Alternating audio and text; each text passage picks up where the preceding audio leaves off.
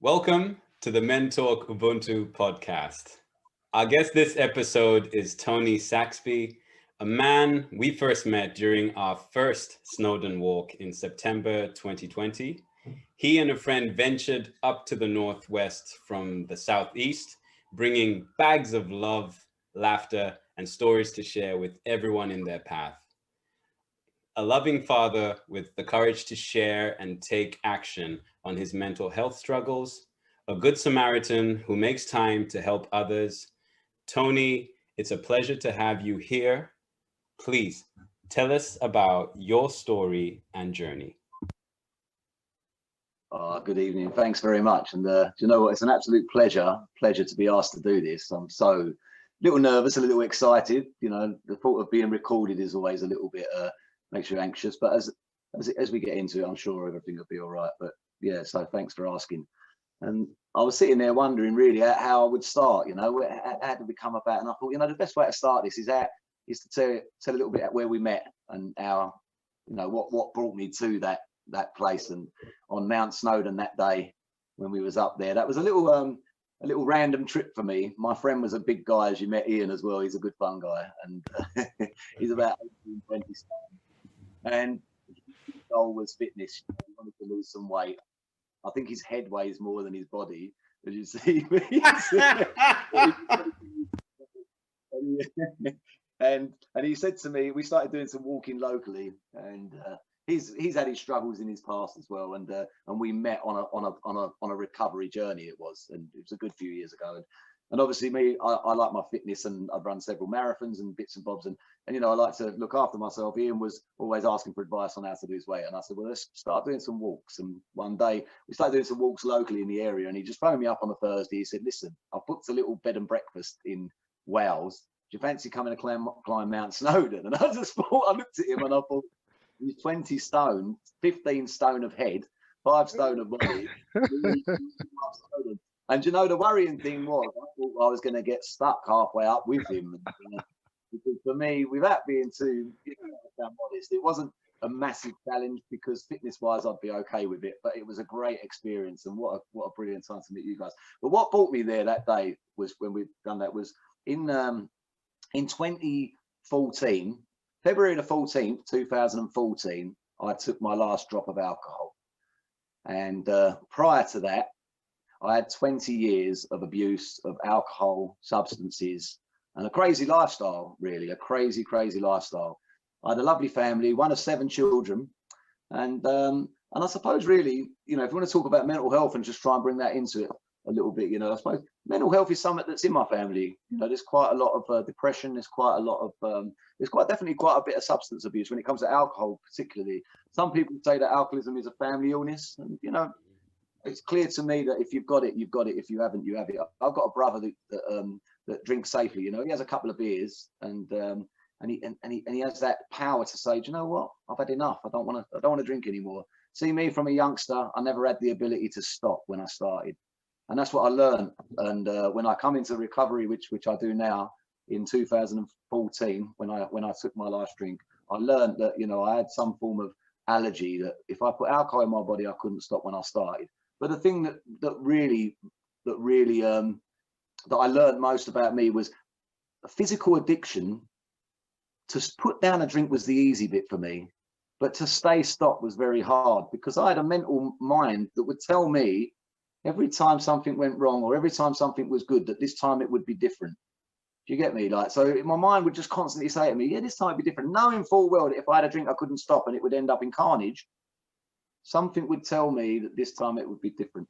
So from a young age, I now know, you know, when I look back at it, I was never really that character that fitted in, you know, and I was always out to try and impress people. And you know, I know we're going to talk about a bit of self-discovery as well, but a lot of my side was to learn who I wasn't when I got sober, because I spent so many years trying to be someone else just to try and please people. And I believe that my biggest defect of character was what I believe is like a low self-esteem. And I don't know where that comes from. Like I say, I had a loving family. My mum's got 7 children, so we was brought up in a busy house.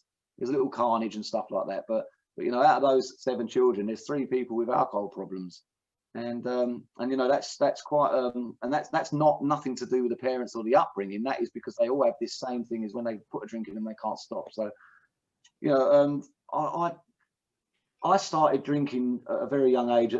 Just, I didn't realize back then that it would take me out of myself. You know, I could never sit comfortable with myself. And I always wanted to be out of myself. I was restless, I was irritable, and I was discontent when I didn't have anything in me. And at early days, it wasn't just about getting drunk all the time. It was just about being comfortable in social situations and being out and about. But as time went on, what happened was I started to depend on drink a bit more. And I never ever thought it was going to be a problem. And I used to say to myself, the day I knew I used to drink a lot, and everybody used to tell me I drank a lot, but I used to say to myself, the day that I will stop drinking is the day that it affects my work. But obviously 20 years later, when I can't get out of bed and I'm shaking, rattling worse than Ozzy Osbourne in the morning, it's too late. You know what I mean? It's too late. And that promise was made to myself, and it was too late, but you know, years later. But so what I believe now is that, you know, that I suffered definitely, without a shadow of a doubt, from a multiple of head issues, I'd like to say, mind issues. You know, my brain would tell me that I wasn't welcome in places, and then I had a drink and it felt great. My mind would tell me I was no good. You know, my self-esteem would say, you're shit, you're no good, this, that, and the other. And you have a drink and you think you're Superman. So I had a massive ego and a low self-esteem. So I would hide behind jokes. I would hide behind a smile. I would hide behind anything, you know, clothes, dress, appearance. But internally, I felt like shit all the time. But I didn't really know that that's why I was doing it.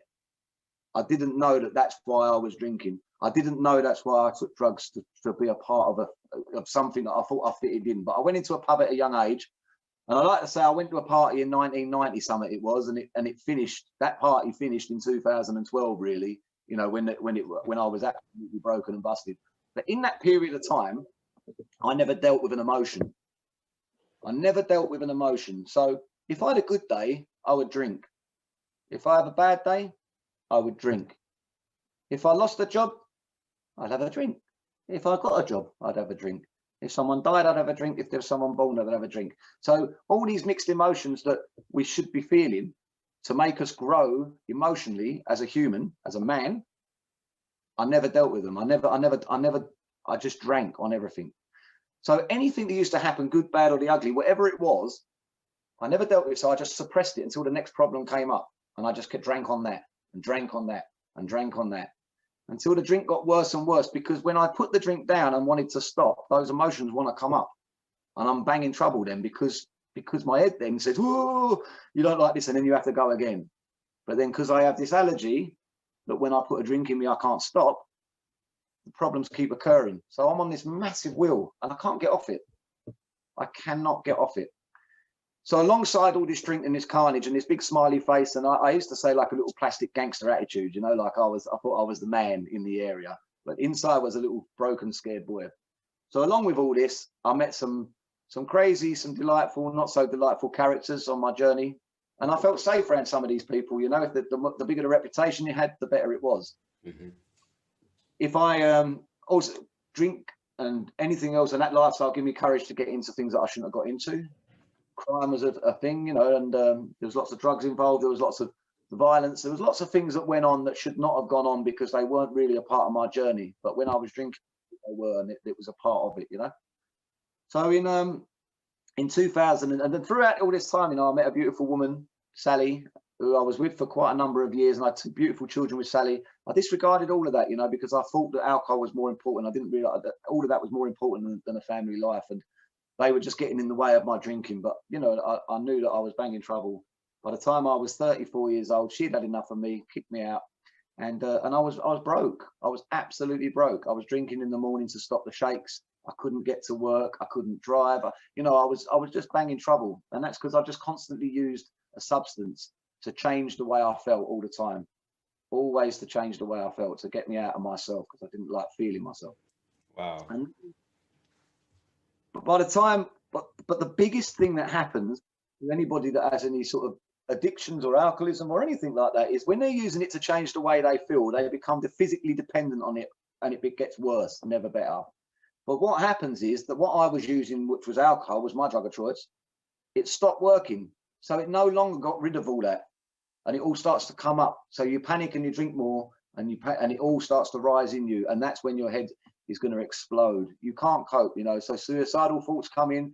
I can't say I lost count the amount of times I've tied a rope to the banisters and thought to myself, I've got to do it, you know, because I can't go on like this. I couldn't live with drink. I couldn't live without it. I tried to stop everything. And I mean, I didn't physically tie the rope up there, but in my mind, I was visualizing myself hanging. Who would find me? Who would give a shit if they found me? You know, that sort of thinking, that real low rock bottom thinking. And it's sad to think that if I was to kill that person back then, I'd have been killing the wrong person, because the real Tony's sitting here right now. You know that? You know, so anybody that I say that it was ever going to be contemplating suicide or anything, please think about it, because that person that's telling you to do that is not the person you can be, because that's what happened to me, you know. And I've heard that story quite a few times. People hit that rock bottom, but, you know, they're too scared to do it. And thank God they did, you know. Thank God they didn't. And so in 2014, around that time, after 20 years of absolute pure carnage, a lifestyle that was really fast, clubs, pubs, nightclub, everything, you name it, you know, it all went on. And I don't need to go graphically, because I think everybody knows what sort of lifestyle I'm talking about. And it was crazy. But, you know, I was different to a lot of my friends. And, you know, when they grew up and started making families and buying houses and things and getting them settled, I was still on a path of self-destruction. And 2014 came. Something happened in a pub in 2012. And, you know, something had to change within me, but I never knew how to change, because I only ever drank with people that drank like me. I associated with people that drank. So I never had a vision of what it was like outside of that pub, that lifestyle. I never had a vision. I didn't know that there was really another life beyond that. And in 2012, something happened in a pub, and it was quite violent. And I remember watching it, witnessing it, be a part of it. But what happened was I went back in the pub and I picked up my drink and I stood there and started talking to my mate. This was a Sunday night, about something in work the next day. And something shifted in my mind and said, this is not right. You know, by this, previous to this, there'd been certain things that had gone on that were really violent, and certain lives had been lost, and so stuff that had gone on, you know, lots of deaths through the consequences of drink and drugs, through, you know, through direct drink and drugs, you know, overdosing, or, you know, died of alcoholism and whatever it was, lots of deaths through the consequences or direct use of drink and drugs, to the point of there where I thought I'd had enough, and I was looking for a way out, but I had no idea where to find it. I just knew that something had to change. And I stood at that bar and I turned around to my friend, I turned around to my friend Paul, who actually died a couple of years ago. He was drunk in a car, going to have an argument with someone. He hit a tree in Epping Forest and died, you know, and it broke my heart, because I knew, you know, we were like little brothers. I loved him to pieces, but he was on the same path as me that I got off. You know, there's a train, I always like to say, and you can just get off at any stop if you want. It just depends on how far you get, but the last final destination is death when you're on that train, you know. And he was on that train, and I kept saying to him, you can get off that train, Paul. And he didn't make it, God bless him, you know. But I turned around to Paul after something had happened, and I said to him, Paul, this isn't right. I shouldn't be standing here talking about work tomorrow with a pint in my hand like that just never happened. What happened, you know? And he, what's the matter with you? Get another beer in. There's that, you know, it's that typical man, brutal mentality. Yeah, you're all right. You know, and you could never talk about feelings in a pub, could you? You know, you can never go in there and go, you know what? They go, how's your day, Tone? I go, well, I'm feeling a bit restless, feeling a bit irritable, got a bit of anxiety. You know, you couldn't go in a pub with that. They go, how's your day, Tone? I go, yeah, cushy, bruv, get us a beer, sweet. You know, it was like that. Yeah, go on, get us a. And they go, oh, if you went in the pub and you said you had a bad day, they'd go, yeah, well, just, there's a pint of Stella, and go and stick a line of that up your nose. That'll sort you out. You know, that was the man's way of talking and dealing with things back then. I turned around to Paul that day and I said to him, Paul, this isn't right.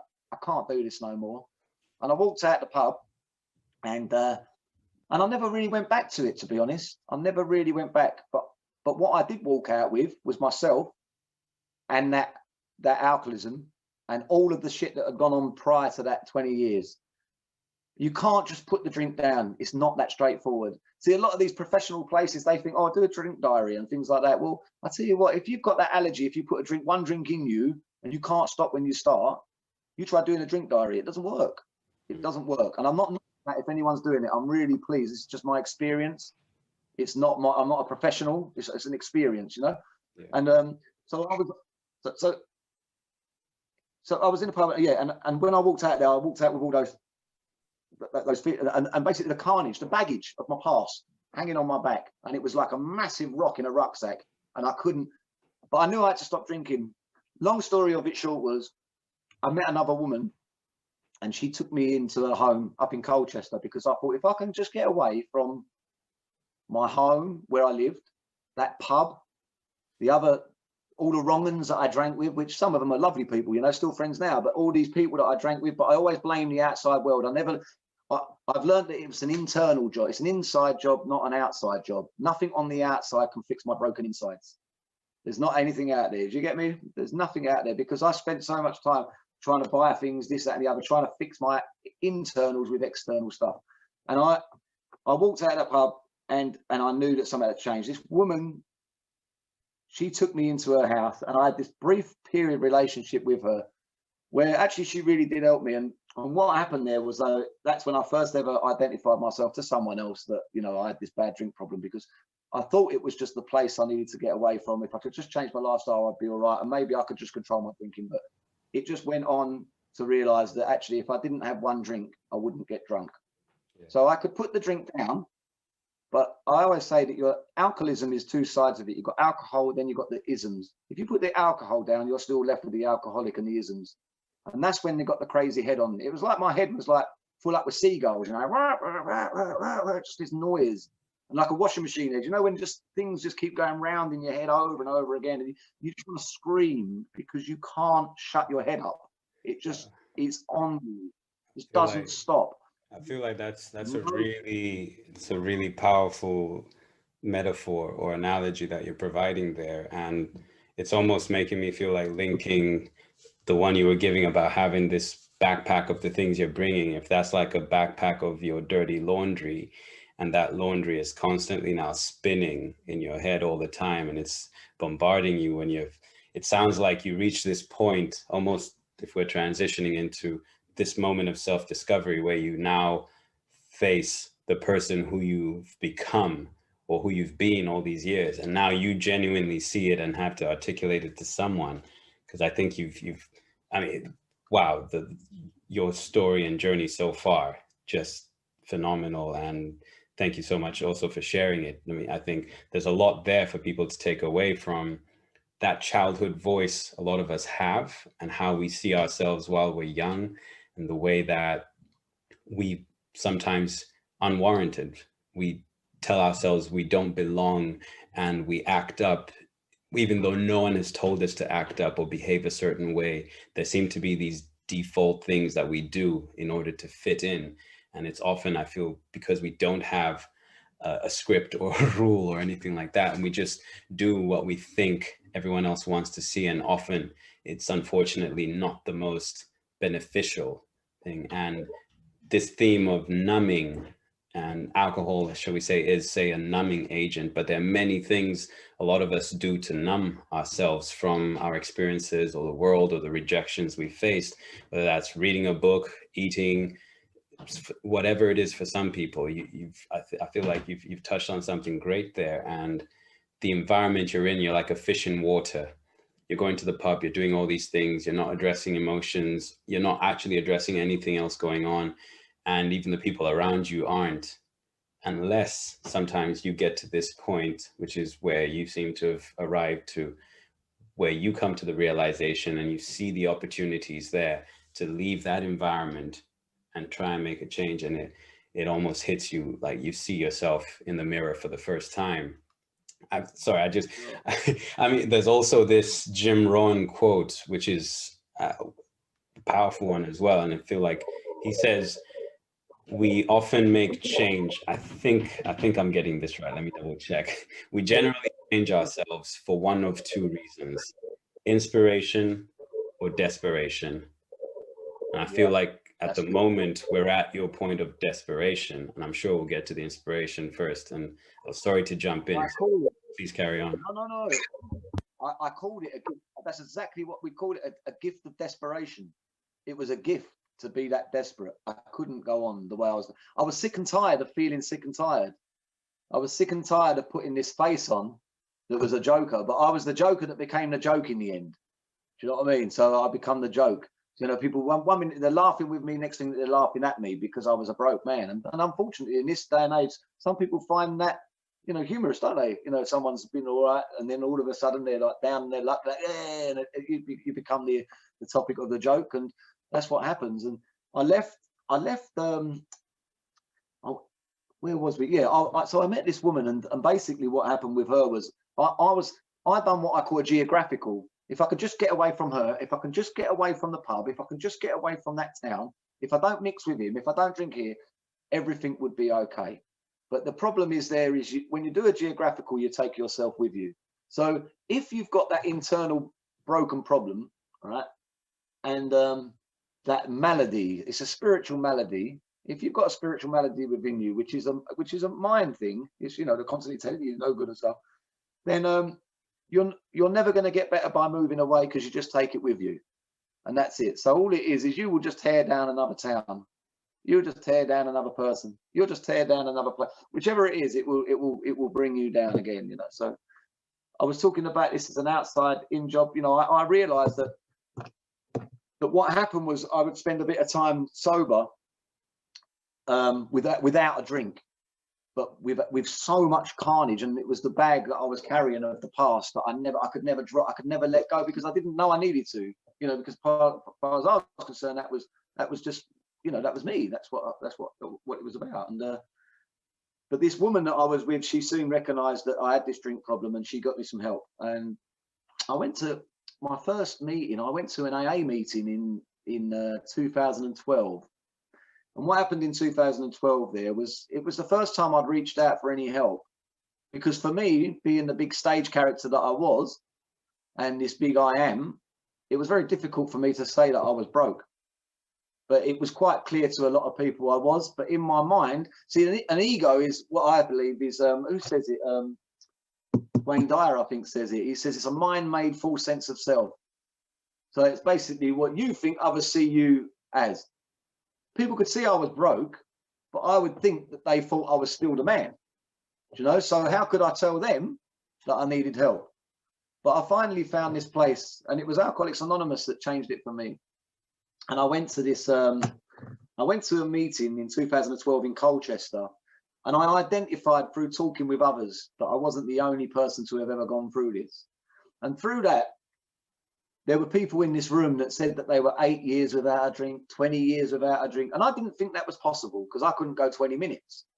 So I didn't think it was possible. But something said to me that, you know, these people look well. It sounds like they were where I was. How the hell did they get to where they are, if they're telling the truth? Because bearing in mind, whatever come out of my mouth was a lie back then. It was rubbish, bullshit, fabricated. You know, it was a story. So I didn't trust anyone else, because I thought everything that come out of their mouth was a lie, fabricated bullshit story. Do you know what I mean? So I never, yes, I didn't believe them. But another gift was that evening, they said in this meeting that try not to drink too much and, you know, keep coming back to these meetings. But I identified, and I knew then that there was a seed of recovery planted. But that evening, I tried not to drink.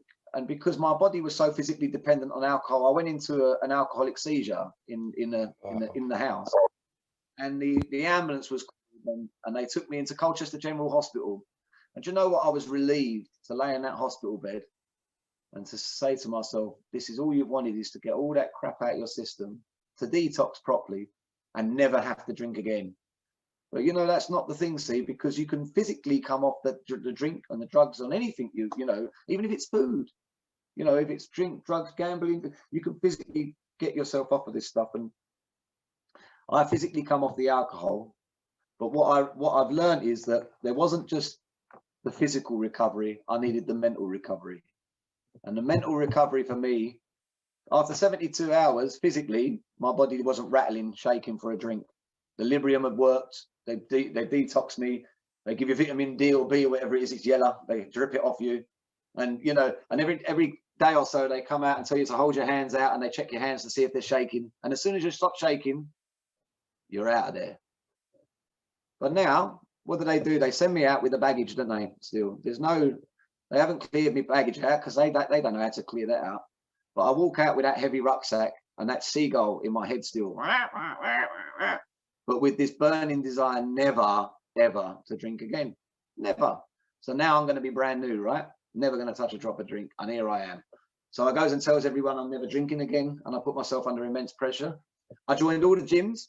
I thought, right now I've got to join a gym because I've never, you know, I've never been in a gym in my life. I was so self-conscious, but I would run on these running machines with my hood up. And one day I'm running away so fast on this running machine that my nose started bleeding, right? And I thought, oh my God, you know, I was insane. I started changing all my diets around from like white bread to brown bread. I had no idea what I was doing. I just thought that this is what you had to do. And all these shakes and protein stuff and all the pills and everything from Wellmen and whatever I could take, I was doing it in the morning. It took me an hour to get out of the house in the morning because I was super sober. But what happened for me was, I know now that my alcoholism is an illness of the mind, okay? Physically, I'm not drinking, but my head then keeps telling me, you're doing well, Tone. You haven't had a drink for 72 days, 73 days, 74 days. Now is that if I'm constantly thinking of drinking, am I really sober? Am I really sober? Do you know what I mean? So what happens, because I'm still carrying that big bag and that weight of all that crap from the past and all the resentment, the fears, the frustrations, the anxieties and everything, but I'm smiling again still without a drink in me, I start to go insane because I think that everybody is the problem, because it can't be me because I don't drink anymore, because I've done no help. I've got no help for myself. I've not cleaned up any of the wreckage from my past, and I've just continued to go on what I call a dry drunk. And then it's only a matter of time before the insanity kicks in your mind, knowing full well that if I have a drink, I can't stop. My mind says to me, I ended up really miserable, really down in the dumps, really depressed, really bad. And my mind says to me, do you know what, I sort this out? Why don't you have a drink? And I think, well, yeah. And then I start fantasizing over parties that were 20 years before. And I start thinking, yeah, have a drink, go to a party, you'll have a great life. But you completely forget all of the carnage that has brought you to that point there. And you think back 20 years before when you used to enjoy drinking. You know, it's insane. So you pick up a drink and it kicks off that whole process again. But this time, it's 10 times worse. It's like your body wants to make up for all of the lost drinking, all the lost time. You know, I went about 6 months without drinking, but I got arrested a few times in that 6 months because my mind, I was so angry. I was so... It's all that depression as well, isn't it? Untreated, you know, completely untreated. Depression, everything. You know, I was suffering, really, really suffering. I mean, you know, first and foremost, like, let me commend you in terms of, you know, embarking on that journey. And I really like the analogy you used about getting off the train and getting on your own train and making your own tracks. For me, how I see it is that again, when it comes to especially drugs as well, it's like it's hard to understand the addiction unless you've actually experienced it. One. Two, is also it's not the drug that makes you addicted. It's correct me if I'm wrong. It's the need to escape that reality that you kind of have.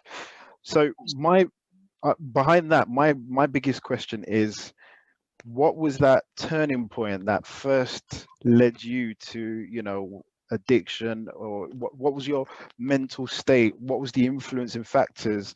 As you know, was it the people around you? Was it someone significant? I'm really intrigued to understand that part of your journey. You know, so am I, and I've spent so many years scratching my head hoping to find something I could pinpoint my alcoholism to. But there isn't anything. There isn't. It just means that somewhere along the line, I've enjoyed the effect that alcohol had on me. And then eventually, I drank so much of it that my body became physically addicted and I didn't deal with anything in life.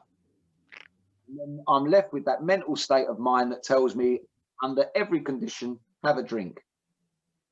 But because I never emotionally grew, I tell you, that's another good thing to bring up is, if I was 15 years old, 35 years old, I stopped drinking, but I drank alcoholically, really, you know, I drank a lot from 15 to 20, If I never grew emotionally from 35, from 15 to 35, how old emotionally am I at 35 years old? I'm 15. So when I put the drink down at 15 years old, not am I only left with that baggage of all the crap and the carnage and the shame of the stuff that I've done and seen, and the fears, the anxieties, the depressions and everything. I've also only got the emotions of a 15-year-old to deal with it, because I've never dealt with them. And how do you deal with it now then? So going on to that now is, I'm just going to say a little bit more on that, what you said, because it's such an interesting point of what if there was a predominant point really which led me to that. And some people always think to themselves, you know, oh, if I wasn't abused as a child, if only I had a mother and a father, if I wasn't just brought up with my dad, if only this. But they're outside issues, you know. They're just some of those things, as well as circumstances. They're not really they're not why you are. They contribute to it, because they contribute to that low self-esteem. They contribute to those feelings inside, you know, the low self-worth especially is a big one.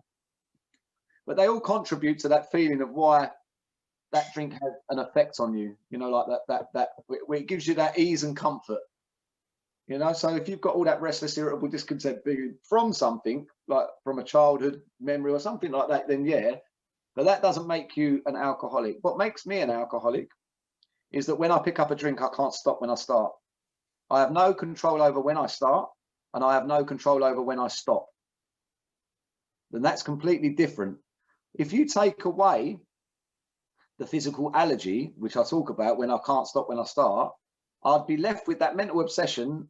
But I could live with that, because if it tells me to have a drink and I have the ability to stop, it wouldn't be a problem. But the fact that I can't stop when I start, that is really the main problem, because I just keep doing it. The problem centers in my mind, and my body. Do you get what I mean? So it's quite deep, but it's quite simple to understand that, you know, that it's a physical allergy and a mental obsession. The mental obsession tells me it'd be a great idea to have a drink. The allergy controls my body and tells me that I want and craves for more. I stop drinking, the cravings stop, but the mental obsession starts to say to me, this time it'll be different, Tone. You can just have one, you'll be fine. I take one drink, starts off the craving, and I can't stop again. And all this time I'm doing that, I'm never growing. So I went into a recovery program. I had 2 years, from 2012 to 2014, of toying with, maybe if I just drank Guinness, maybe if I only drank on Fridays, maybe if I, you know, and I had all of this stuff going on. But in the process of this, causing more dramas in my life, because I was untreated. My mind was so sick, so sick. But I asked for help, and what helped me the most was a guy reached out to me, and he's like a 12-step mentor, if you like, and he took me through the process of the 12 steps. And a 12-step recovery program for me absolutely changed my life without a shadow of a doubt. Now, there's 12 steps for a reason, but the idea of it is to recognize your powerlessness, to know that one drink is never going to be enough, and that if you put one drink in, you can't stop when you start. There is the willingness to believe in a power greater than me. It's not a religious thing, not at all, but just a belief that I'm not the power. I need to believe in a power greater than me. Although I'm quite comfortable with any religion, with any spiritual beliefs, you know, I pray every day, but only as a thanks, just to say thank you for a sober day yesterday. Please help me to be of maximum service to others today. You know, I ask for how I can be of service. Then, so it's a belief greater than myself. Then there's a personal house cleaning, okay, which is what they call it step 4. It's made a searching and fearless moral inventory of ourselves. And now when I talk about that big rucksack on my back, this is how I got rid of it. I sat down with this guy and I wrote absolutely everything down, from my resentments to my fears to everything. And what I did was I looked at, so my resentments are the big ones. Resentments are the ones where to refill something. So if he'd done that, or if I'm going to get him for this, and you know, that constant where you when you replay something in your mind and you refeel it. So if I think about a guy that I fell out with in 2010. And as I'm talking about it, I'm starting to get a bit angry and I want to punch him on the nose. That's a resentment. It's untreated. It's not dealt with. And I'm carrying that, along with all the thousands of other things in my time, of all the things that have been done to me that shouldn't have been done, and that sort of thing. Fears, huge one. If I'm fearful of stuff, I'm going to create myself lots of anxiety, lots of depression, lots of, fears. But a lot of fears are false, Fear, false evidence appearing real. That's what I like, that's where it's at. So fears. And I learned that if I'm in resentment, I'm normally in the past. My head's in the past, always. I'm always back. Oh, if he hadn't have done this, I should have done that. He should have done that. She should have done this. That constant fear, resentment. If I'm in the future, it's always a fear of something. Oh, what if this happens? What if that happens? What happens? But all the time I'm there, I'm never present in the moment now. And that's quite a common thing. I know there's lots of psychiatrists and things like that, and psychologists and all those big sort of speakers. They often mention about being in the now. Eckhart Tolle, the power of now. But there's so much truth in that. That the past and the future. And if you're worried about the future and you're living in the past, you're never really living in the moment. But it's easier said than done when you're carrying the baggage. So I wrote down a list of all this stuff that I did, and I looked at it all. I looked at everything that I thought was bad that happened to me, everything that I'd done to everyone else, everything. I just kept spilling it out, pages and pages and pages and pages. But the most important part of it is to look at my part in it. So I needed to look at my part so I could wipe some of them off, because a lot of things that I was resentful at, I had such a big part to play in it. I had a huge part to play in it. So where was I at fault? So then when I look at where I was at fault, I have to look at what character defect was in that to put me in the first situation. And a lot of my character defects, selfishness, everything I'd done was doing it because of my own selfish reasons or my own selfish pains. So I looked at all of the character defects that were coming up in this, and I was helped through this process. And then when I looked at the character defects, selfish, self-centered, there was greed, there was lust, there's lots of character defects that had caused a lot of all these problems that I was carrying around. And I was able to let a lot of it go. It sounds very deep, but it's not. It's quite a straightforward process. Fears, well, when I looked at my fears, a lot of them were make-believe. I was worried about things I didn't even need to worry about, but I was still carrying it all around up in my head, always, Then there was things like a list of amends. I made a list of all the people throughout my list throughout all the people that I felt that I'd harmed, because I had a lot of shame. I shouldn't have done that. I felt sick, physically hurting someone. That weren't really me. I didn't want to do that to that guy, but I was with the boys. I couldn't be spoken to like that. I had to do it. I was pressured. Do you know what I mean? But when I walked away, I felt sick, and I carried that. But what do? I drink, push it down, get rid of it till the next one, forget about it. But it don't go. It's in you. So I made this list of amends, and I made some powerful amends. I said to these people that I'm on this discovery. I really need to. I need to make this amends, and I need to put it right. I said, I'll put right what has happened in the past in order for me to live sober today. Now that amends is not necessarily for them. It's just to free me. In a way, it's a selfish act, but you'll be surprised at the results you get from them, because some of these people are carrying your resentment. When I see him, he's going to get it. So they are then like, oh my God, well, I wish you really well. So it's two-sided.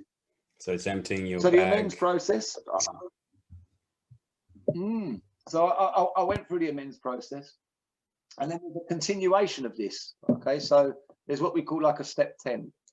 And that is a continuation. Now, step 10s, 11 and 12 is where I live today. I've done all the past stuff, but then to maintain my sobriety, I live in what we call steps 10, 11 and 12. See, step 10 for me is continue to take personal inventory. So I continue to look at my daily behaviors, not too hard, don't have to overanalyze it or anything, but just watch for selfishness, watch for where that low self-esteem comes back in, watch for, and I write stuff down as well.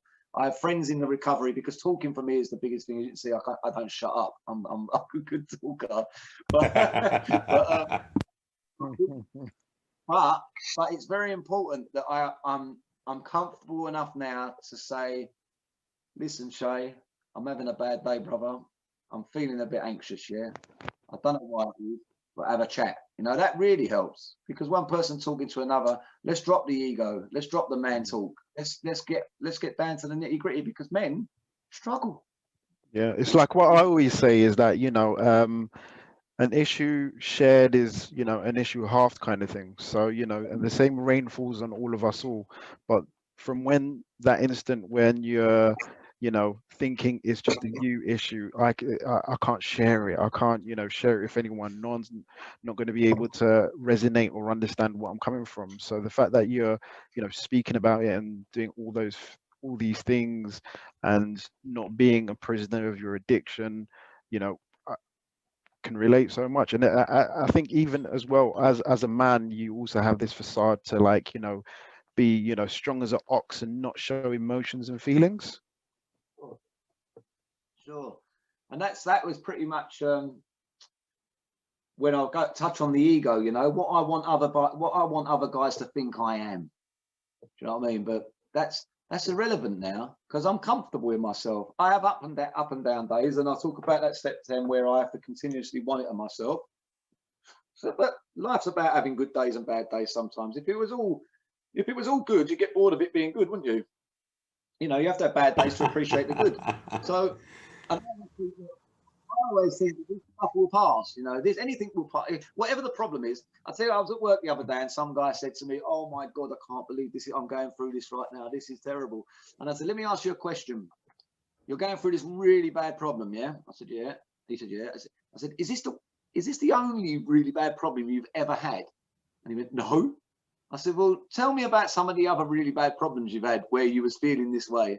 So he went, I said, I know that I've had really bad problems, but the truth of it is I forgot what those problems were because they go. I said, stop worrying about it, because it will pass.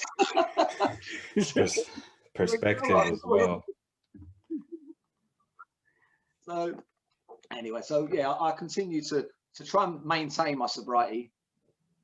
Step 11, I like to practice mindfulness, meditation, because I'm very fast. My lifestyle still is a little, although I've moved from Essex down to the coast now, to try and slow myself down. I've got the great outdoors here, which is, I live on the coast now. I've got the beaches just behind me. It's absolutely stunning here, and I've got the South Downs at the back. I do a lot of running as well, and you can do the running over the South Downs, and I've got endless possibilities for running different places. It's amazing. Same as anywhere really, but it's just nice to have a takes you away from, all the other things of, that fast paced. Yeah, definitely. I mean, I work as a project manager in construction, so it's quite a fast, pressured, industry to be in. There is a lot of pressure. So sometimes, but I've learned now that if I write everything down at work, I shut the book at the end of the day and I don't take it home with me, because that's really important. The pen and paper is one of the most powerful tools you can ever have. But people don't use it enough now because they spend too much time on their phones and too much time on the laptops and stuff.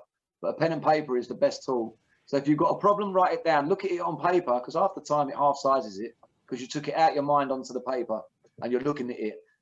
So I used to have problems sleeping because I'd overthink things. So I put a little pad next to my bed.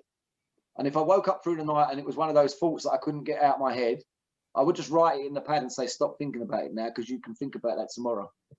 And then it would help me back to sleep. I don't know why, but it did. It used to work. But so at work, I shut the book and I finish work, and I rarely think about work after work now. But sometimes, some days when you've had a stressful day, it's nice to go for a run.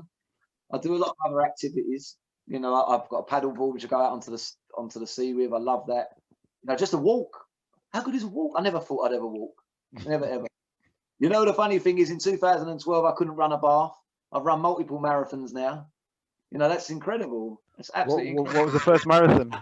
London 2016. Wow. How was that? Was it?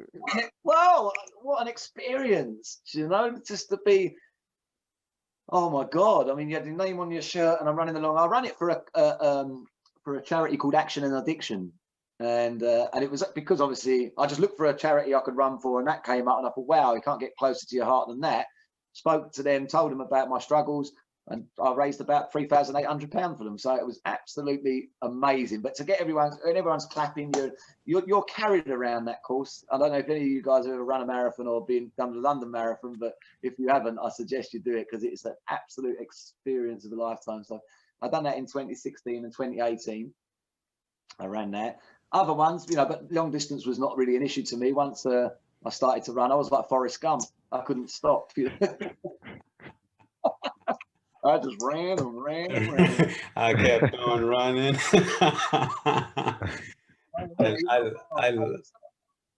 I really love that. I was going to just say, like, from when you first mentioned sort of going in, having to be treated, them checking that you're shaking, coming out of that, becoming super sober, and almost discovering this vacuum that some of us find when we fall out of love or lose someone we love or something like that. There's sometimes a vacuum that just doesn't seem to be able to be filled, but it's often we're searching for the right thing that's going to fill it. Because and there was a powerful phrase you said, you said you were suffering, and it really adds weight to the bag you're talking about carrying when we think about someone just suffering, and you've been suffering all this while, all this time. You're sort of, say, drinking and doing things that from the outside would look like fun. It's like, no, it's not fun. It's just adding more weight to me, and there's all these if only things. This is deep stuff. I love how I think we've come to that inspiration side here, because I think there's another quote now by, I think it's James Baldwin, where he says, "Not everything faced can be changed, but nothing can be changed until it's faced." And at this point in your journey, it seems like you've truly started to face everything. It's not the scary, I've just seen myself for the first time. If you're running a marathon like the London Marathon and you're fundraising, you are not just facing yourself, but you're presenting yourself to other people and having to tell other people about these experiences and things. At that point, I think. Another analogy, which you said, fear. Okay, yeah. Right, and that's you said about facing. So fear, face everything and run, or face everything and recover. Ah, nice. Love that. Love that. Yeah. Or face everything and recover. And that's what I had to do. I had to face everything and recover. I had to work from the inside out, because I was carrying it and I couldn't drop it. And in the end, once I worked this process, I managed to drop it. But the beautiful part of this whole process that I talked about, this step process for me, was that step 10 was the continue to watch for my defects of character, because they will come up. And then step 11 is prayer and meditation, to improve that contact that I have with what I call my higher power. But step 12 is the most important step of all, is having had a spiritual awakening, and as the result of the steps, we carry this message to others and practice these principles in all our affairs. Now, that means to me, that guy that took me through this, he had had his own sufferings. He'd been through this himself, and he freely took me through this work and changed my life. So the only condition, if you like, was asked of me was that I would do the same to others. So I spend free time when I can, I don't know, it's not a full-time thing or anything, and but I'm always there helping other people that are suffering with alcoholism, some people with drug addiction. But so I take people through that same process. But what that does then is it constantly reminds me of where I come from. Because if you remember, I said it's an illness of the mind, and that little voice in my head could at any time still say to me, "This time, Tony, it'll be different. You've been nearly 7 years without a drink now. Maybe one won't hurt. Have a celebrate." So I still have to watch it, because I will always be an alcoholic, and I've got no issue with that. No issue with that at all. Because if I wasn't an alcoholic, I wouldn't have the amazing life I have today, because I understand now. I understand what affects me. If I didn't have that allergy that's, with the drinking, I know I can't drink safely, but I'm glad that I've learned that, because it made me look at myself so much now, so that I'm growing in a way now that I never would have gone. because I'd have just carried on drinking. I'd have just carried that bag around with me. You know, if it never hit that bottom, I would have just carried on. Just, it would have been a miserable existence. And it's so sad to see that some people are living like that now. I see people. I have a brother who lives on the streets. You know, he's been messaging today, and but you know, he hasn't had that gift of desperation, and I can't give him what I've got. I can't give him it. It's, you know, I can only be. We say it's attraction, not promotion. I tell him, he knows where I got sober. He knows how I got sober. And if he wants it, it's there. It's available for him. But he has to want it, you know. And he's ringing me from Waterloo today, you know, in this cold weather, he's out on the streets. And that's his choice as such. I mean, he suffers from mental illness, definitely. But unfortunately, when you see these people on the streets like my brother, yeah, people just nose up and he's a drug addict or he's an alcoholic. It's far from that, because you take that alcohol away from Billy and he's left with that big bag that he's carrying around. Do you know what I mean? And it's sad. But their mind is just not, it just doesn't allow them to admit complete defeat and say that, you know, recognize their problem. And I was so lucky when I stood in that pub that I had that psychic change that said to me, this is not right. That was the turning point for me to walk away. But then it was the start of a big journey of recovery. And, you know, that leads me now to where, you know, so since I've been sober, I've traveled everywhere. You know, I've been all over the world. I love it. I absolutely love it. You know, we spoke earlier about being a father. My goodness, you know, what an absolute, I've got 2 older children from my first marriage. Connor's 23 now, Abby's 20, and I have a beautiful relationship with them. They grew up, but they didn't get to the best of me when they were young. And you know, I'm quite happy to give credit to their mum why they're so turned out such good children, you know, because I wasn't there for them. I wasn't present whilst I was drinking and running around thinking I was that little plastic gangster in Essex.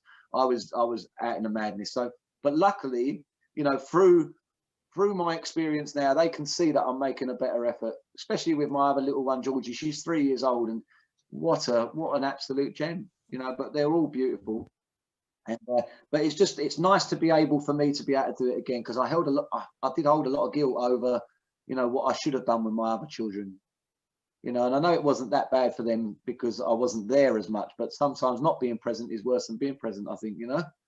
So it's but to be a present father now to my little Georgie, being at the part, and I'm not a slave to anything, you know. I was a slave to my own emotions. I was a slave to alcohol, and I was a slave to misery and depression. I was a slave to it all, right? So there I am. I used to push them over the park on the swings, and I just never wanted to be there because the alcohol was dragging me back to the pub.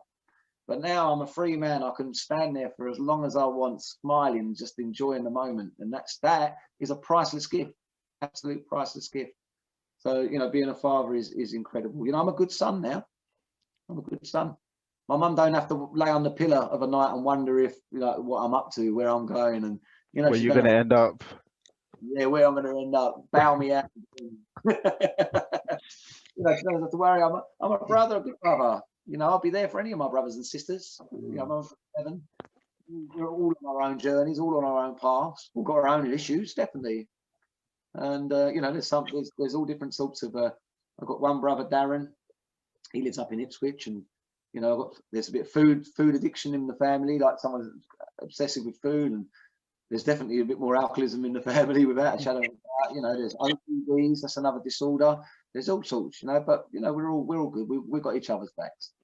Just sorry to interrupt. Just to briefly, you know, feed into what you were saying. How you said that, you know, the pen is such a sharp, or pencil is such a sharp instrument. It's like there's this saying that says that a blunt pencil is sharper than a blunt mind.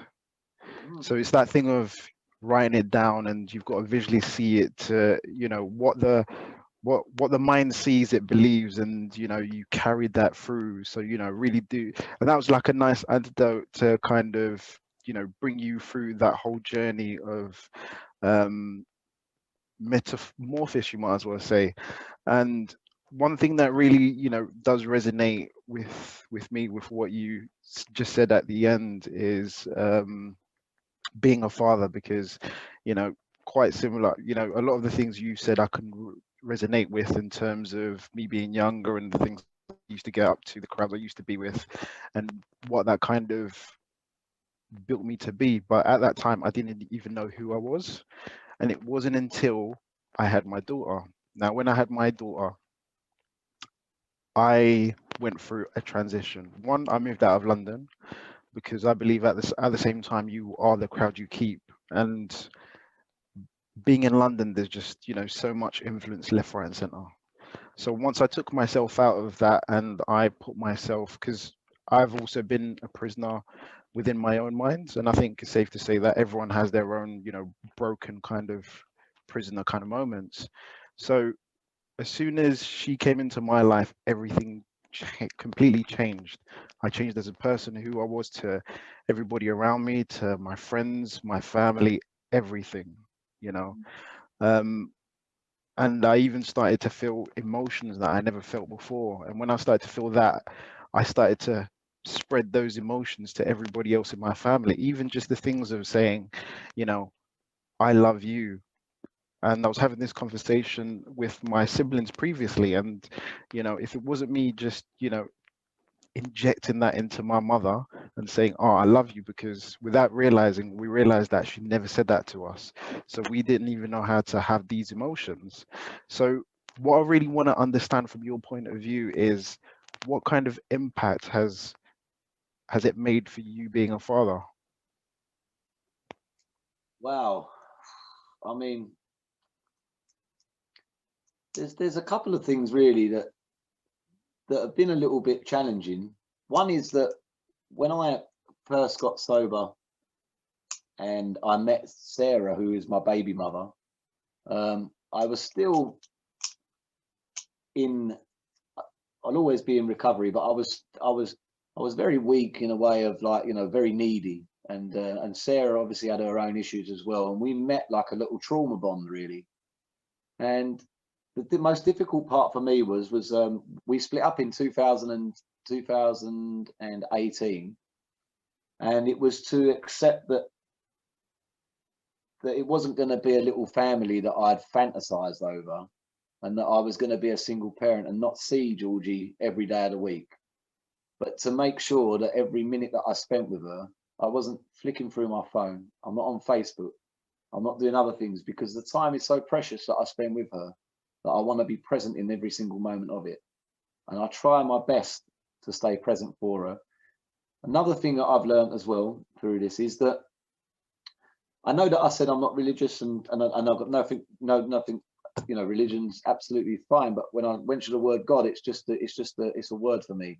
And we're all God's children in a way. And because I believe in the power of the universe, whatever we got here, and, we're all God's children. And I think that sometimes we can pull the reins too tight on children. Don't do this and don't do that, and don't, if we're in a little restaurant and they're being too noisy, shh, people on the other table, shh, don't stop, And I think to myself, I steered my own life into a direction, and crashed heavily. And so have I really got the right to be steering her in a way and taking her will? So I don't want to make it sound too complicated, but what I try and do is let her be. I try and let her be. I tap her to the left if she's going to hurt herself, something on the left. You know what I mean? And I tap her to the right, and if she's going to hurt herself, to something on the right. But I let her be. I love it. And that is accepting her for everything she is. Because we can really be, I believe, we can be too influential on children now. And I think that can create too much difficulty for them at young ages, because they have the expectation, I shouldn't do this, I shouldn't do this. Do you know what I mean? So let them be, let them enjoy themselves, let them run off, let them jump in puddles, let them get muddy, let them, just let her be. And that is really important. And when I let her be, she just seems to blossom into this little character that God intends her to be, not what I'm trying to force her to be. Because not everyone's going to be, I want her to be the best at whatever she does. But not everybody's going to be an academic. Not everyone's going to be a musician. Not everyone's going to be a footballer. But she'll be something. She'll be something, and that's for sure. Yeah. And but she will, if I'm steering her all the time, she won't find what she naturally is is supposed to be, if that makes sense. So let be, you know, live and let live. That is, Definitely. I No, I mean, totally. that's an No, incredible go on, way Jack. of putting it. Absolutely incredible way of putting it. I think the key there is that she will always be her, and as long as you love her, not what she achieves and not what she does, you can tell that she's going to grow up just into the happiest version and most fulfilled version of who she is, also knowing that she is accepted. There's a beautiful song by Marvin Gaye. It's not the one you're thinking. It's I knew it. It's called Piece of Clay. And I mean, I know he had a complicated relationship with his father who ended up shooting him in the end, but the song is called Piece of Clay. And his whole message is everybody wants somebody to be their own piece of clay, but we should, especially the children, leave them alone. It's like, stop criticizing your sons, leave your daughters alone, which is exactly what you're saying. And when you see someone as a piece of clay when they're young, especially for all of us, if we're talking about self-discovery and we've thought about how our own journey is unfolded, we want to prevent them from making the same mistakes. We want to stop them from going down a path we think will cause them issues later on. But what we want is ultimately for them to grow up to be happy, because we don't know what they're going to end up doing. But it's so easy to think, here's this piece of clay that I've brought into the world, or that I have, and I can shape it into what I know is amazing and everyone's going to see is amazing. But in trying to shape it, you will almost break it most times, Yeah, because you yeah, don't know what form it's supposed to take. no. And also, being a parent can be stressful if you're over worried about Mm. what you expect them to do. Then you're also then putting pressure on yourself. If they fail, you fail. Because if you're trying to get them to do things they don't want to do, because they don't want to do it, they fail, you're going to feel like you failed as a parent.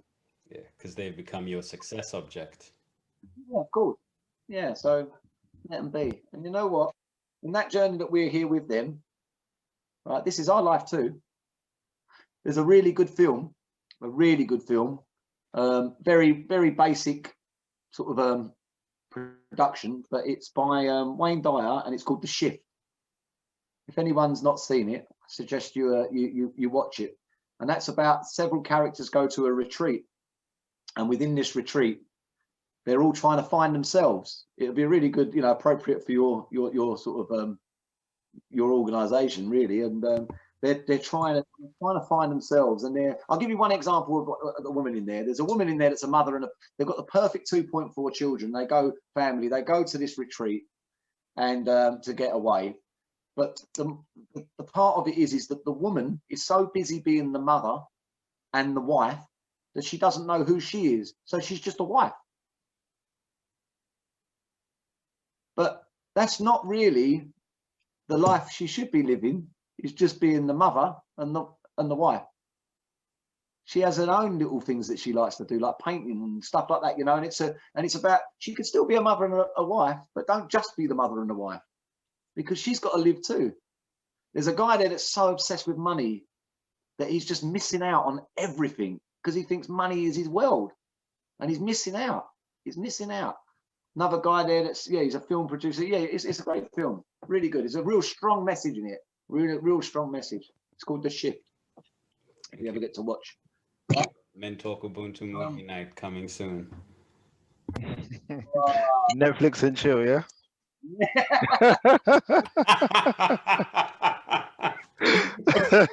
virtually, of course, COVID times. Zoom it up. Yeah, so the biggest part for me as well, I suppose, in that whole journey is the thing for sort of helping others and reaching out, and, you know, having a community of people that suffer with the same sort of things as me as well, so we can mentor each other and help each other, you know, when things are down. But life isn't bad, is it really? And, you know, I suppose we're in this situation at the moment in the COVID, and we were speaking before we started to record, just a little bit of banter and warming up, I suppose. But we was just saying how's it affecting me.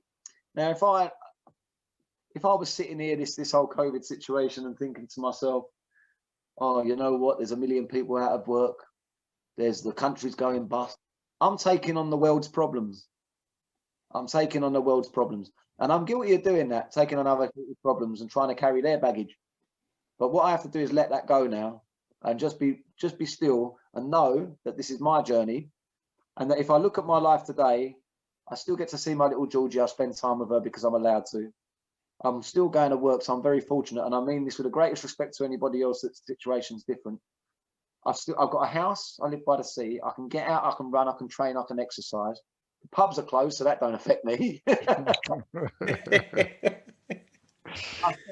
spend far too much money on eating out luxury food, so I'm happy. You know, so really, the situation from me. But what I've also found is that I'm okay by myself. So there's a lot of people sitting out there on their own that are just probably doing this right now. Oh my God, I can't cope. I'm on my own. But you know, it's all right to be by yourself. It's not bad.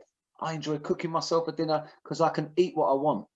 I'm not cooking because I'm cooking for someone else. And I like cooking. You welcome round, lads. When this is all over, we'll get a good cook up. I'll do a barbecue or something. Hold you to that. Oh yeah. As soon as I mention barbecue, but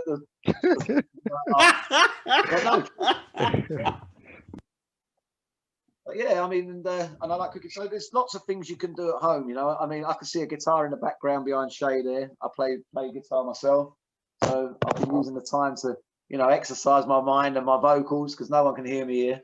Thank you. There's a lot to be said for keeping active when we can't be too active. Do you know what I mean? Yeah. You don't have to just be plunged into reading the garbage on social media, which I'm guilty of. But I pay for it when I do, because I'll put it down and go away thinking about something I've read, which is garbage. I don't need to worry. Again, fear, false evidence appearing real. And then, you know, so sitting with myself is something that I'm happy now. That after, I mean, on the 14th of February this year, I'll be 7 years sober. I can't believe that. Do you know that? I can't believe it. I couldn't go 7 minutes with my eyes open. It's, you know, but it's worth it. It's worth it. When you have the gifts of sobriety that I've got and the ability to help others, it's priceless. Absolutely priceless. And, you know, that brings me now to, again, where we met on that mountain that day. My friend who I was with, Big Ian, on a similar journey to me. And there we are, up on the mountain. We never would have met you guys. And here I am sitting with you. The only thing I had to offer you was a drink. You know what I mean? That's it. A drink and a couple of bar jokes. But here we are sitting here, sharing a bit of our experience. You know, you're doing a great job there with your you know, your charity and the work that you guys do. And, you know, and I loved it. Absolutely loved it being up on that mountain with you guys. It was absolutely such an amazing experience because I had no expectations of it. I didn't even visualize what it was for. It happened so quickly, and next thing I'm standing there with you guys and we was having the banter, and I loved it. So you were so grateful we met you, man. You guys were hilarious. I mean, you guys were a ball of energy. Like, I know. And well, he was too much of energy, was he? He's 20 odd stone. I mean, he didn't have a lot of energy. I've never seen someone rest so much going up a mountain.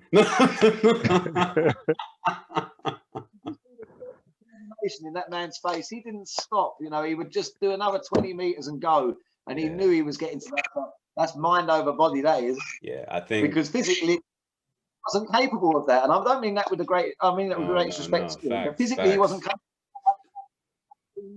For walks with him where he couldn't get a mile without having to sit down and give up, but he set his mind to that, and he gritted his teeth with his 2 sticks, and up he went, and he weren't turning back.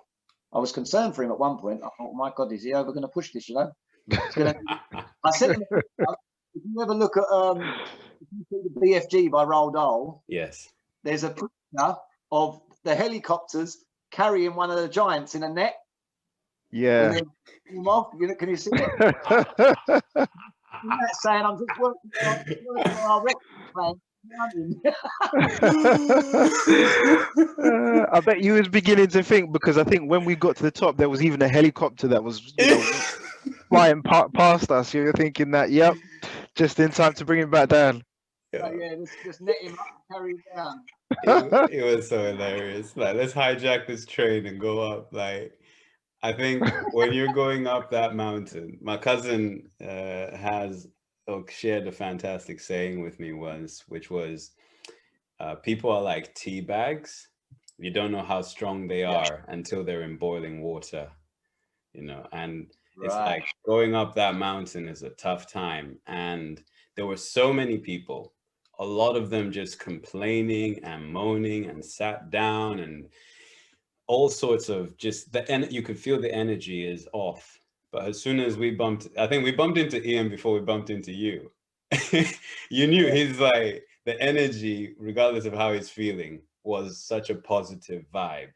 And the determination was there. He was committed to getting up to the top of that mountain.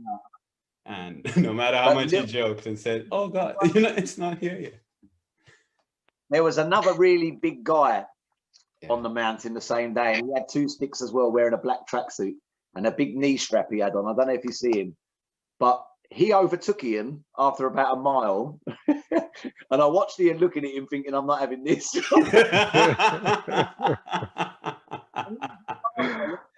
I think he had him in sight, and he caught him, and I knew that was it. He thought, I can't have this guy beating me.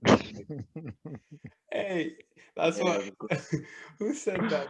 I can't remember which company it is, but they're happy, they're okay being number 2 because you're always chasing, you're always there. Yeah, Your target, you're the hungry wolf. When you're running a marathon, never start too forward if you run a marathon, because it's quite demoralizing when everyone keeps overtaking you. So do it the other way. Start further back so that you're overtaking people, and mentally you can keep going fast because you're overtaking. If it's the other way around and people, because you've started too fast, people start overtaking you think this is rubbish. But start further back and overtake people, even if they're walking. And mentally keeps you going. This is true. Take your victories. I think that's it. Another man just taking. I think this phase is, for me, it gets us to this point that I'm reminded of the Persian poet Rumi, and I think other people have said it, particularly politicians or military men, about this idea of, yesterday I was clever and I wanted to change the world, whereas today I'm wise, so I'm trying to change myself. And I think everything you've shared for this final phase, almost to get to where you are right now, presently, and to what led you to be on Mount Snowdon when we were up there as well, is because you started to work on yourself and see the bigger picture. It's not just about you, to serve to other people, because the person who helped you get out of that didn't want anything in return. They just gave you this extra time and committed a service almost, with no expectation, with nothing.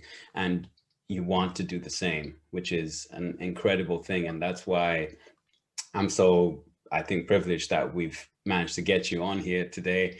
And I mean, you were so encouraging as well, and just like, oh, what's this about? Can I get involved? I mean, anyone listening, you can see this is what the MenTalk community is about, and you fit right in, Tony, And I say all that because I'm now going to give you some of our surprise closing questions, which you don't know.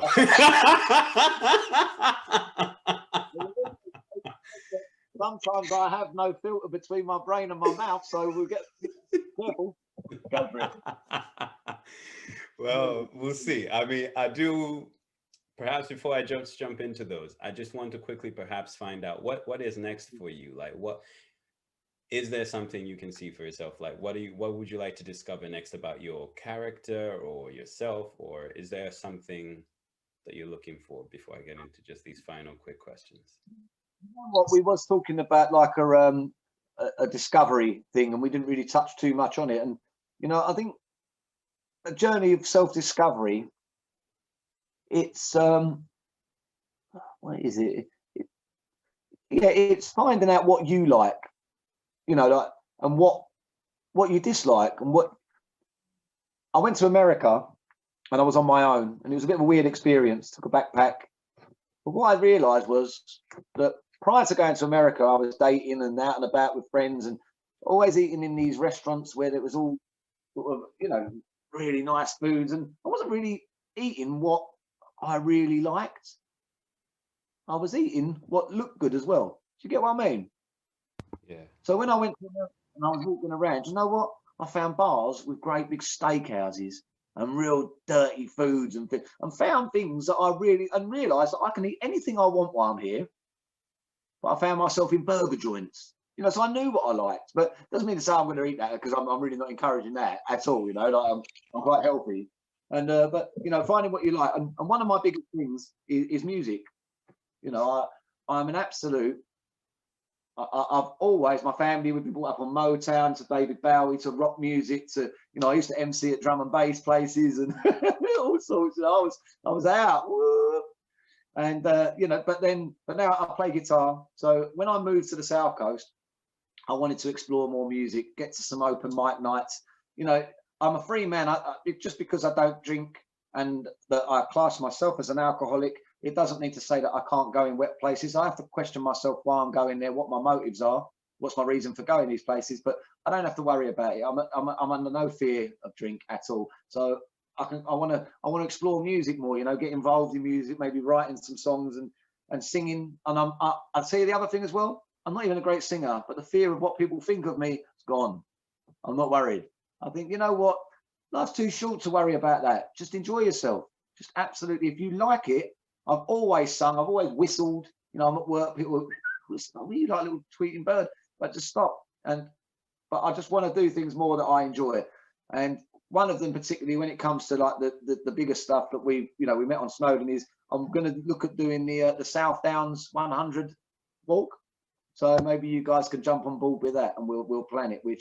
It's from Winchester to Eastbourne, and it's across the South Downs, and it's 100 miles exactly. You can run it, you can walk it, you can camp it, you can do whatever you want, but have a look at it and we'll talk about it. Maybe we'll raise some money together, eh? Yeah, I'm up for that. That's my first big tick, is the South Downs way. Need to get to 50 first. but I'll do it. Okay. What about you guys? You got any goals? Got any big goals coming up? Once this all blows over, which it will, this too shall pass.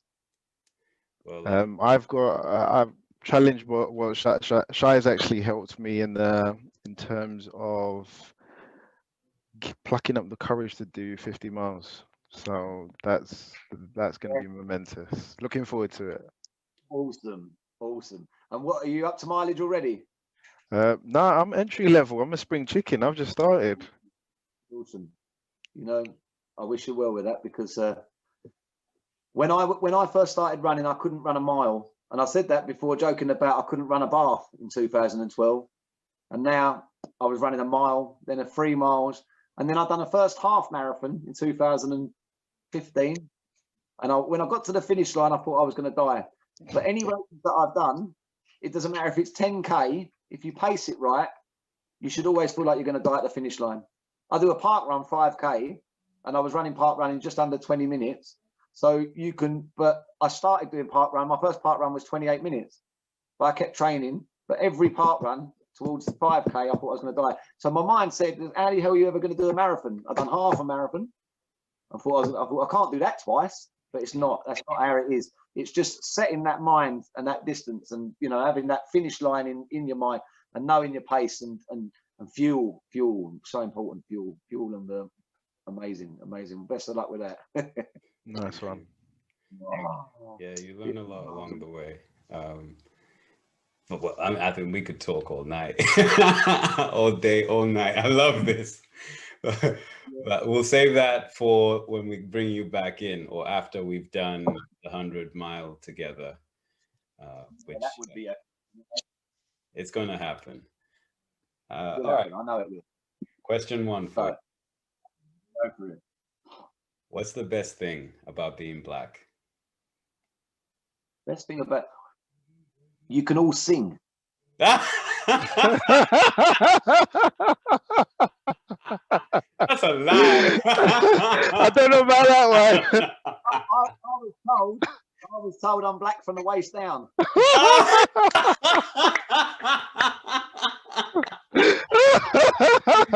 You need to see a doctor about that, Tony.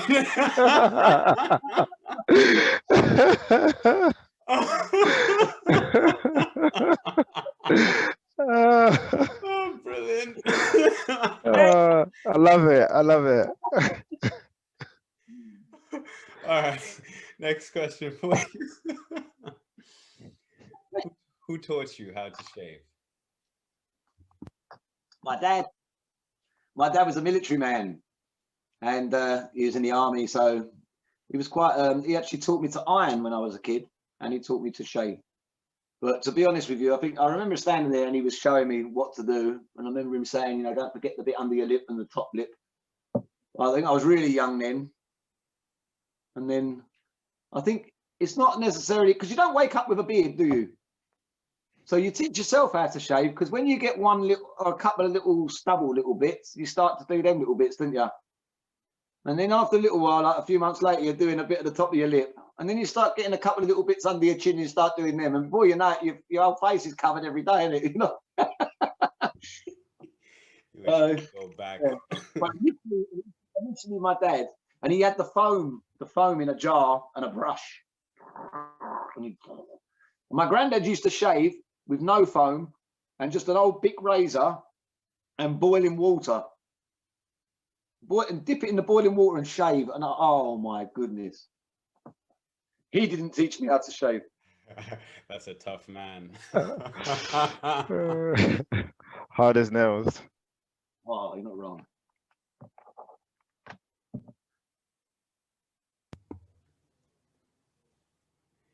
I think, Ray, do you want to take the next two? You're on mute. Apologies. Can you hear me now? Yes, sir. Yeah. Okay, so my question to you is, what would you say to your younger self?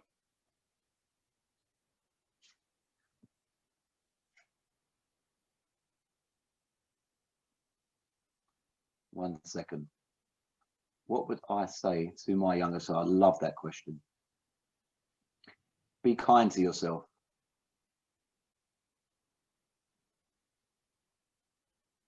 Be kind to yourself. Because I treated myself like it was self-harming without leaving scars. And I didn't cover a little thing earlier, and I said that I often watch how I talk to myself, because the way I talk to myself is the way I'm going to see myself. And that, I used to say to myself back in the day when I thought I was a little bit of a tough nut, if somebody spoke to me the way I speak to myself, I would have hit them.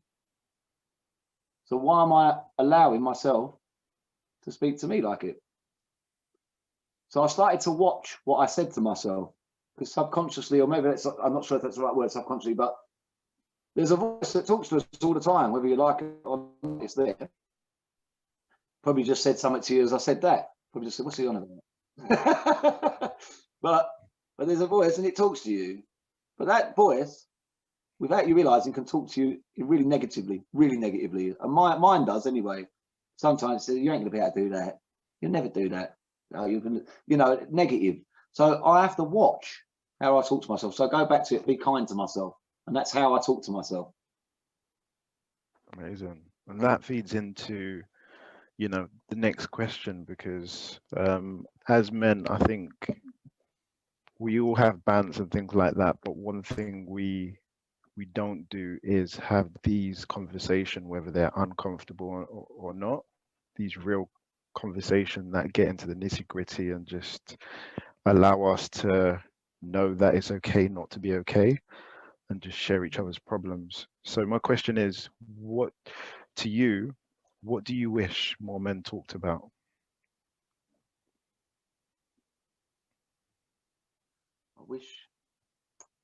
What do I wish more men talked about?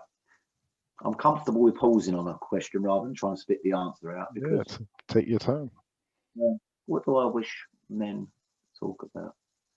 Because the obvious answer for me to sit and say is I wish they talked about their feelings more. But I think I wish men were more positive towards each other, because we're too quick to take the piss out of each other's failings and each other's defects. And sometimes it might only be banter, but sometimes it can grind people. So I wish we had time to talk about how good we are to each other. Do you know what I mean? And sat down and said, my friend phoned me up a little while ago, Bruce, lives in South London. And he said to me, you all right, bruv? I said, yeah. He said, you know, I've just rung you. He said, I was just sitting here thinking about you. He said, I just want to tell you how proud I am and I love you. It blew me away, because he's a little South London geezer still. Do you know what I mean? And I went, well, what are you after, Bruce? You want to borrow some money? He went, no, I'm serious. He said, listen, we've been through a lot. He said, and I was just sitting here thinking about you, blah, blah, blah, blah. He said, and I can't believe, you know, you've got your house down there and you know, where you've come. He said, I love you. It blew me away. So if you ain't told your brother you love him and you mean it, go and do it. Because it meant so much to me. It brought a lump to my throat, tears to my eyes. Couldn't believe it. And I thought, that's caring.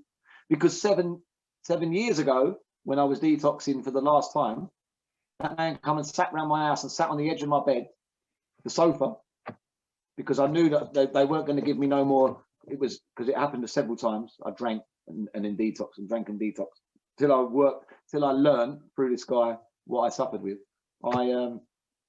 He sat by the end of that sofa, you know, feeding me gummy bears and green tea, and helped me with cold flannels and everything, whilst all the sweat was coming out and the shakes and the tremors and everything was happening. He stayed there the whole time. You know what I mean? That's brotherhood. Brotherhood. And just for the record, he's black. Just so you know. But he, you know, he's my brother. I love him to pieces, and he was there. You know, and he phoned me up the other day and to say that you know, he loved me, and that was amazing. You know, so I believe that it's good. I think we don't, because we've got that. It's definitely getting better. See, where I'm at work now, I have to, because I've got a position of responsibility and I have guys come into the office, I have to induct them, send them out to work. I always say to them, if you've got a problem, guys, meaning work, yeah, come and speak to me. But I say, more importantly, if you've got something personal you want to come and share with me, come and share it with me, and the door will be closed and it won't go anywhere else. And they look at me and they're a bit taken back by it, because I mean it. Do you know what I mean? I don't pay lip service. I mean what I say. So, and you'll be surprised how many guys come back, especially when I say to them that I don't drink because I can't stop when I start. They laugh, they go, oh, I like that. And then they'll come in and start asking questions. Say, my mate has got this little problem, but you know who they're asking for? They're asking for themselves. My mate this, you know, and I say, listen, cut the mate bullshit. If you've got a problem, sit down, we'll have a chat and I'll tell you a little story. And then I have a chat with them. You know, I've got no issue with sharing my experience because it'll help someone else. Thank you. You know, it's so moving to hear you, you know, say how you impact and help people. It's that thing of what I say, you know, allowing people to lean on you, learn from you, and so you can obviously lead them onto that straight and narrow path to find themselves. And yeah, I totally agree, because one thing I've seen in my journey and everybody that embarked on the journey is that just being more expressive to each other as, you know, men and brothers, it just brings a new, deep-rooted, meaningful person inside of you. It's getting so much better now, though. There's a lot more awareness around it. You know, it's not, because especially in the construction industry, we've got the highest rate of suicide in construction. So I've got posters up and stuff, and, you know, with the Samaritans and the charity numbers and some recovery numbers and bits and bobs. So, I mean, by all means, if you wanted to send me a poster, I'll be happy to put it up on site. You know, I'll take it with me to my different jobs. but there's a lot more awareness around it now, which I think is fantastic. But then also, life is a lot more complicated now, so there needs to be more awareness. There needs to be. There's a lot more pressure for us guys and the girls and for everybody in this day and age, you know, because we've been molded now into these sort of if you like, humans that have to fit into this commercial world that we live in, and the consumerism world, where we feel that we've got to be something we're not all the time, and we're completely forgetting how to live. You know, I had to remind myself when I moved here that life isn't all about just keep going out earning money, pound note all the time, and you know, because you're missing it. You're missing it. There's a quote by the Dalai Lama. Do you know? He says this quote. Let me just see if I can find it quickly, guys. He says about man. Where's that gone? I bet I can't find it. You can edit this 5 minutes when I try and find this. I've got to find it. It's so interesting. Dalai Lama quotes. Most fascinating about man. Because it's so true. It's no,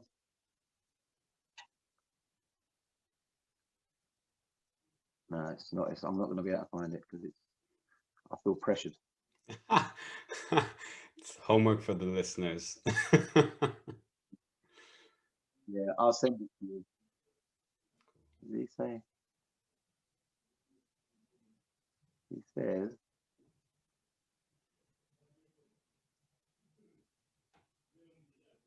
no, we'll give up on it, I think. About man. It's definitely there.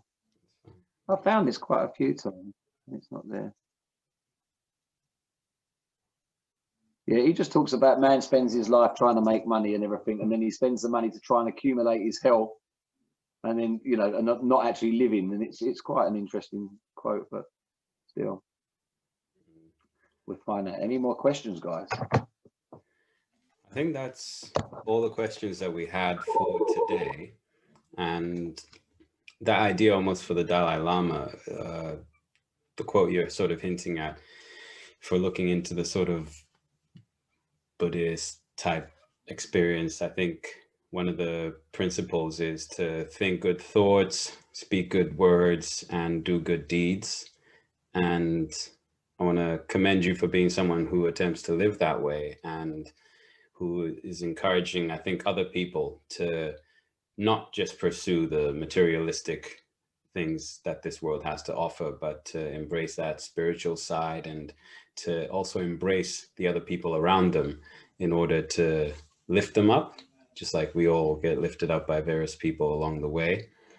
I want to thank you for sharing so generously your time in being with us here today and speaking so honestly, openly, and hilariously about everything you've experienced. It's been a real pleasure getting to know you more, and I hope everyone listening got a lot of value out of this. I think you shared a lot of key tools that have helped you through and continue to help you, and you shared how powerful it is to spot an opportunity to get help or to change your environment when you can.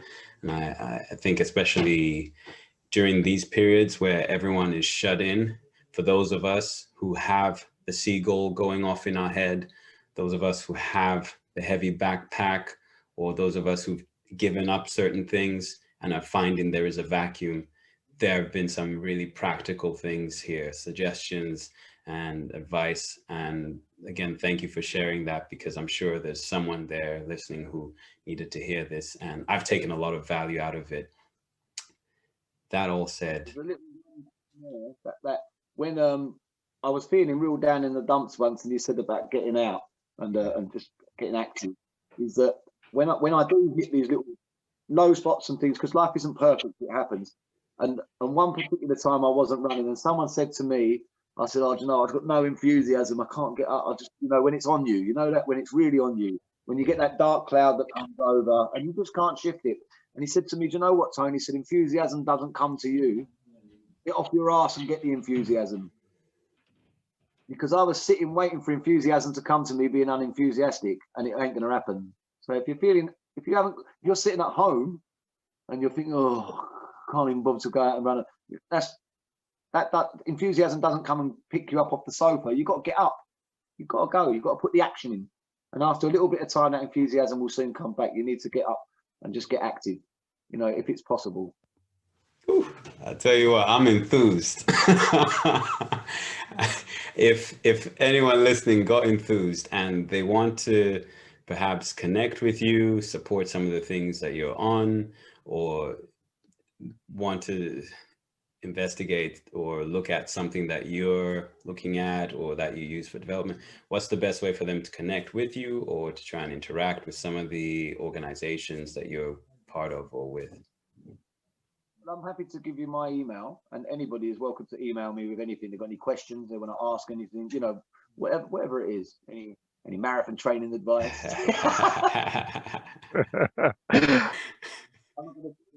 Like I say, everything that I said today is only my experience. It's not a professional opinion or anything. It's just my experience, and that's really important for people to remember. So if you can't agree with it, if you don't identify with it or it's not your experience, that's not because I want to offend anyone or anything. It's because it's just my experience, and that's all I've got. That is it, you know, and it comes from the heart. So, but I really do hope and pray that there is somebody out there that I've reached out to that understands, you know, that maybe has been where I was and maybe wants to come through it. But if you do, you know, and you want any help whatsoever, I'm more than happy to point in the right direction and contact either one of these guys and then email me. Great, man. Tony, thank you. Thank you for being another shining example of what a positive man looks like, and a loving father, I think, also looks like. Appreciate you. Glad to have you in our community, and it's been a pleasure spending this time with you, sir. Absolutely, it's been fantastic. And you know, I always say God puts people in your path for a reason, and if you're going to sit at home, you'll never work out why that is. Except now with Zoom. With the exception of the pandemic. To add on that note, I was just going to say that you know, our love story with you started, you know, on that mountain at Snowdon, and ever since then, you know, the bond and us obviously just reconnecting here and talking to each other, it's definitely we've definitely made a connection for, you know, loving brothers for life. We're definitely going to do more events and, you know, meet up. Definitely. I've got a t-shirt waiting for you as well, by the way. I'll wear that, don't worry about it. Sweet as. But no, thank you very much for that. Thank you. Hope you enjoyed listening as much as we enjoyed creating. Don't forget to follow, like, share, and connect with us on Instagram, Facebook, and LinkedIn. Subscribe to our latest episode and listen to any you missed. And tune in next episode. Take care.